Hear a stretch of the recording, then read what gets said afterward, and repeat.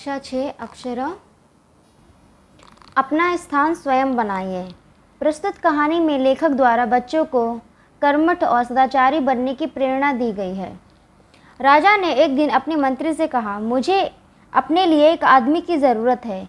कोई तुम्हारी निगाह में जचे तो लाना। इस पर इतना ध्यान रखना कि आदमी अच्छा हो। बहुत दिनों की जांच पड़ताल के बाद मंत्री को एक युवक जचा। उसने युवक की नौकरी छुड़ा दी और उन्नति का आश्वासन देकर राजा के सामने पेश किया। बहुत देर तक राजा को अपनी बात ही याद न आई। बाद में बोले, हाँ, उस समय शायद कोई बात मन में थी, पर मैंने अब तो कोई बात नहीं की है। मंत्री ने कहा, हुजूर, मैंने इसे हजारों में से छांटा है और बढ़िया नौकरी से छुड़ाकर लाया हूँ। राजा ने जरा सोचकर कहा, हमारे पास तो इस समय कोई काम नहीं है, पर तुम बहुत कह रहे हो तो हम इसे अपने दफ्तर में चपरासी रख सकते हैं। वेतन 15 रुपये मिलेगा। मंत्री को बुरा लगा, पर उस युवक ने कहा, मेरे लिए सबसे बड़ा वेतन यह है कि मुझे अपने राजा की सेवा करने का मौका मिलेगा। यह कहकर वह उस नौकरी के लिए तैयार हो गया। मंत्री जब उसे दफ्तर में छोड़ने गया तो वहाँ धूल थी, क्योंकि राजा वहाँ न कभी जाते थे और न काम करते थे।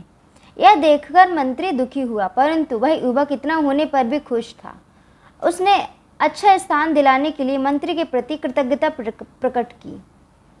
युवक ने लगातार कई दिनों तक उस दफ्तर को साफ करके उसे शाही दफ्तर का रूप दे दिया। उस दफ्तर में एक छोटी सी कोठरी थी।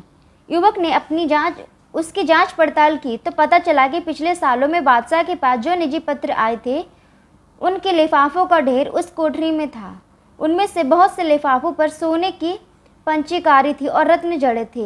ये वे लिफाफे थे जो विवाह जैसे शुभ अवसरों पर दूसरे राजाओं और अमीर उमरावों के यहाँ से आए थे। युवक ने कारीगर लगाकर सब कीमती सामान लिफाफों पर से उतरवा लिया और बाजार में बेच दिया। सामान बेचकर उसे कई हजार रुपए मिले।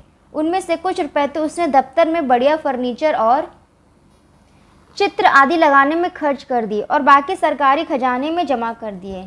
जहाँ वह सामान बिका उसने उसकी भी रसीद ली और जहाँ से यह सामान खरीदा गया उसकी भी। दफ्तर सचमुच शाही दफ्तर हो गया। चुगलखोरों ने राजा से उसकी शिकायत की कि वह रुपया लुटा रहा है। एक दिन राजा गुस्से में भरे दफ्तर गए तो दफ्तर की हालत देखकर दंग रह गए। फिर भी उन्होंने तेज आवाज में पूछा, तुमने ये सजावट किसके रुपए से की? दफ्तर के रुपए से हुजूर, कहकर उसने राजा को रद्दी लिफाफों की कहानी सुनाई और खजांची से गवाही दिलाई कि दफ्तर का सामान खरीदने के लिए बचा हुआ रुपया खजाने में जमा किया गया है। राजा रीझ गए और उस युवक को अपने राज्य का वित्त मंत्री बना दिया।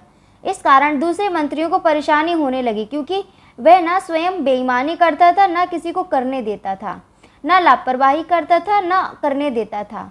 उसके बाद से तो जो भी मंत्री राजा के पास जाता, किसी न किसी बहाने उस युवक की शिकायत करता, जिससे कि वह राजा की नज़रों में गिर जाए। एक रात को 2 बजे राजा ने अपने सेनापति को बुलाकर कहा, हमारे सब मंत्रियों को उनके घरों से उठाकर इस कमरे में ले आओ, लेकिन वे जिस हालत में हो उसी हालत में लाया जाए। समझ लो हमारे हुक्म को। अगर कोई पलंग पर सो रहा हो तो उसे पलंग सहित ज्यों का त्यों लाया जाए, और कोई कालीन पर बैठा चौपड़ खेल रहा हो तो कालीन समेत यहाँ लाया जाए। 1 घंटे के भीतर ही सभी मंत्री महल के एक बड़े से कमरे में आ गए। राजा ने देखा कि 8 में से 7 मंत्री नशे में थे। उनमें से एक जुआ खेल रहे थे। वित्त मंत्री भी बनियान पहने एक चौकी पर बैठे दिए की रोशनी में कोई कागज देख रहे थे। सभी मंत्री बहुत लज्जित हुए जब राजा ने वित्त मंत्री से पूछा, जनाब, रात में 2 बजे किस कागज में उलझे थे? उसने उत्तर दिया, हुजूर, दूर के इलाके से इस साल का जो राज कर आया है उसमें पिछले साल से 1 पैसा कम है, तो बार बार देख रहा था कि जोड़ में भूल है या सचमुच पैसा कम है। राजा ने अपने जेब से 1 पैसा फेंककर कहा, लो, अब हिसाब ठीक कर दो और जाओ आराम करो।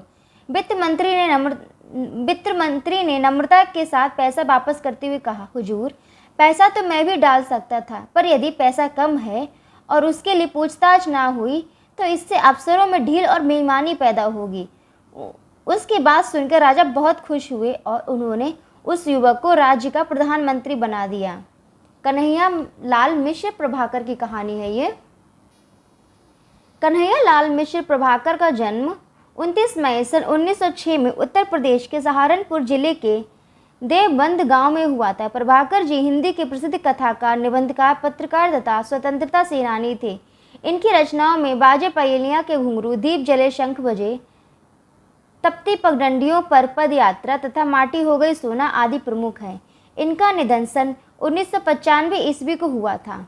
ये शब्दार्थ दिए गए हैं: कृतज्ञता, आश्वासन, पक्षिकारी, चुगलखोर, खजांची। ये देख लीजिए। और अब इस पार्ट के क्वेश्चन आंसर्स देखते हैं।